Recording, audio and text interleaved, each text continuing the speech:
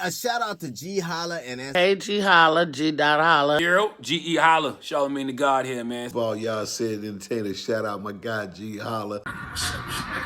Rocking right now with Ge.Holla, celebrity life. Shout out to Ge.Holla reaching 1 million listeners on his podcast. Ms. Carson, do you think that these movies and these TV shows, especially when it comes to Marvel, because they talked about Ant-Man and the version of time travel or time placement, do you think, and even the shows called Slider and Star Trek, do you think they've been slowly feeding people the truth so they can get comfortable with the idea? Oh yeah, they do a phenomenal job there. You got to remember the shows you just mentioned, they have real science writers. I'm actually a science researcher for documentaries and a ghostwriter for shows. And so they use people who are, well versed in different fields of science to come up with the science behind the script. And so they're given a direction, and that direction is taken from a lot of real science, so they can make it more, seem more real, more plausible, and also make the viewers think, wow, this is amazing. Is this possible? And when you start to research these things, you start to realize, oh, this is based off of like real science that we're working on and operating in, or peer-reviewed copies or peer-reviewed documents or papers have been put out on right now as of today. So you begin to realize that they've been kind of giving us disclosure on these different types of possibilities through entertainment. So I call it edutainment, is what I call it, edutainment. If you really are paying attention and not just looking for the shootouts and the fast car chase or the space battle, but if you start really paying attention to a lot of the science being dropped and then go look into it, you go, oh man, this is real stuff. So I can understand a lot of brilliant minds are in the hood, but we can't get past that because, like you said, you got that gate over here. It's always a gate. It's always something preventing you. Even when you look through these books, look at NASA in the 60s, and we didn't know then, but you never saw any black or brown people. So you just was like, oh, I'm not worried about that. That has nothing to do with me. So I'm glad brothers like you exist now in this current time. Hey, I appreciate it. Thank you, man. So, and sometimes it's a lonely road. Doing this for 40-something years, you start to be like, man, what am I doing here? Is this gonna, But I've seen things come a long way when I first started, from the point when I first started sharing information face to face, because the internet and all these other formats didn't even exist. Hiding in bushes, talking to people and friends, contemplating things where it's just a handful of us. Then eventually seeing it grow to where we were exchanging VHS conspiracy tapes, and then into cassette tapes, and then it moved into CDs, and then it moved to DVD, tapes with information on aliens and UFOs and conspiracies and this and that.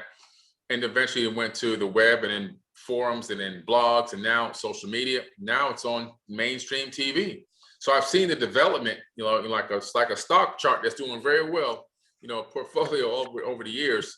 And it's like, now I can listen to people in restaurants talking about aliens and UFOs and talking about quantum physics and all these things that people, used to call me a whack job and a tinfoil hat wearing fool and all this stuff, And I remember telling people about, I think it was in 2008, I was saying that there's going to be people, trying to create breakaway civilizations on Mars.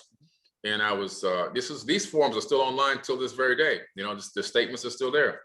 I'm crazy. And of course, mostly black and brown people, because it just didn't resonate with them. But now you look, these billionaires are trying to take, Elon Musk is trying to take 80,000 people to Mars. And now he's upgraded that to he wants to take 1 million. Jeff Bezos wants to go to Mars and all these people. So there's a lot of billionaires pre-registering for these trips, one-way trips, by the way, not coming back. So I was right again, but it takes some time for us to come around, just because of the situation that we had been through for 400 years. That slavery mentality and the slave physical and mental abuse is in our ancestors, and our ancestors have passed it into our DNA through epigenetics. It actually comes in through the RNA, through the male, through the father. And so we pass down from generation to generation the tortures and the torments and the mental programming and enslavement from our ancestors is in our bodies right now today. And that takes up to 20 generations to actually erase or to be depleted, only if we begin the reprogramming process now, or can still continue to persist. So we have a long way to go, but slowly but surely, we're starting to come around. Thank you for that. That's good. You're right, because like you say, the food that we eat, the culture, everything, we have imprisoned ourselves. There's no longer a prison guard. You're now the overseer because now you're so scared, like you're saying, to venture out. You know, don't do that. It ain't gonna work for you.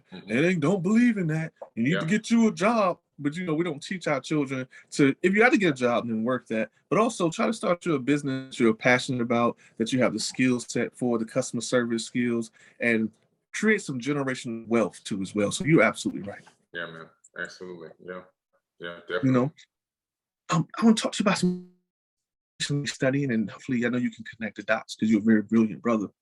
Tell me about this dark night satellite that they say is and isn't there, and this mothership, because I discovered with Elijah Muhammad from, you know, the NOI back in the day in the 1940s. He was he was detained by the FBI because of the mothership that he was talking about. Later on, that Farrakhan began to speak of, he saw Elijah Muhammad in the mothership. First and foremost, what is this dark night satellite they're saying that's been there, and then the mothership, if you have knowledge on it? All right, some call it the Dark Knight, but the actual original name is the Black Knight satellite. And actually, I have a documentary. It's almost done. It's about 70% complete now. It's going to be released in about 3 months. It would have been out last year, but we had that whole lockdown thing. And it's called Black Knight Satellite: The Untold Story. And there's an object above our planet right now that weighs about 15 tons. It is a very weird and strange looking object that you can download from the nasa.gov space junk archives. So it's available to anybody in the world to look at. It's nothing hidden. It's not top secret. They've labeled it space junk. There's some great HD images there, which you'll see in the documentary as well. And this object, what's interesting about it, Nikola Tesla first received signals from this back in the late 1800s. Okay, we're going back now. And then in the mid 1950s, some more people started receiving signals from it and actually spotting it. At certain times, every 2 years, you can actually see it with the naked eye. That's how close it comes to the planet. And then we started developing telescope technologies, and we're able to get really good looks at it. When the Russians were launching Sputnik, which was their very first satellite, as Sputnik went out past Earth's orbit to orbit the moon, this object made a course correction and followed it. So it followed Sputnik to the moon and came back. Then it went back into a polar orbit. Now, we couldn't do a polar orbit for decades after that. We didn't even know how to create a polar orbit. Is when the Earth is spinning on its axis, the satellite is orbiting pole to pole so that it can scan swaths of the planet and gain data like topography, ocean depths, how many mountain peaks are there, what resources are on what lands, and so forth and so on. You can see everything. It's like an all-seeing eye, really.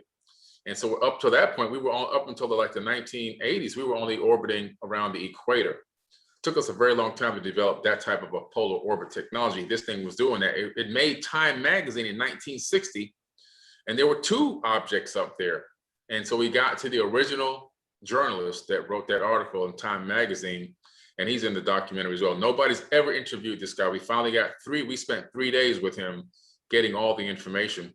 The other object was most likely this mothership object that was up there, and the other object is the Black Knight satellite. And I've been able to make correlations between this object and the Sumerian tablets and objects in the Sumerian cylinder seals and Sumerian tablets that specify this object as being owned by Enlil. And now ham radio operators were able to get a signal from this thing, and they were able to analyze the signal, and they went to several scientists, and they realized that this signal was giving out a location of a star cluster or star system, a constellation really, named the Epsilon Boötis constellation. But as they began to draw out this constellation, they realized that it was the location of the constellation as it was in the sky viewed from Earth 13,000 years ago. So now all of a sudden we have a potential date of 13,000 years, because if you go based on precessional periods and you go back 2 more precessional periods, it can be 36,000 years ago. But either way, it's interesting that when you look up the Epsilon Boötis constellation, you find 2 amazing things. One thing you find is that the Sumerians had attributed to the god Enlil So the Anunnaki name then will own that constellation, which is pretty interesting. And number two, in modern times now, Michio Kaku and several other major experts in theoretical physics have noticed a void in the constellation, and it appears to be an artificial void. In other words, they think that there's a cloaked advanced civilization there. So this is pretty interesting stuff. So that's going to be all talked about in the documentary.